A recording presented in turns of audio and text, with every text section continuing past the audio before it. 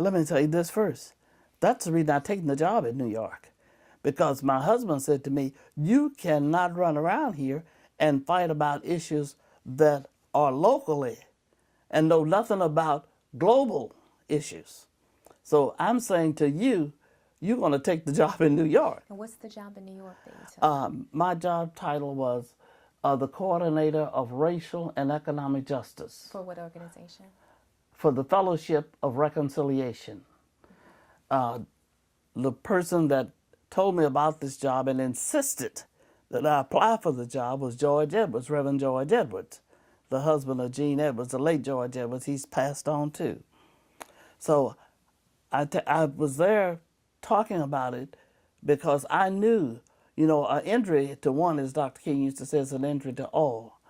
If we kept giving monies and support system behind what's going on in South Africa, there would be no reconciliation to take place that would give the freedom. If it hadn't have been this country doing what they did and taking part in the divestments, the big banks and all, that's what helped to bring Mandela to freedom too. I tell you, I was only paid a very good salary when I left Louisville, Kentucky, and went to Nyack, New York, the first time, and wasn't used to getting no paycheck. So the bookkeeper told me I was there 3 days before payday. So I said, all right. So when they gave me my check, I looked at it, and not my check, I was cashing this check. So I didn't cash my check the next day. I waited. Next day, I went to the bookkeeper's office, and her name was Donnie.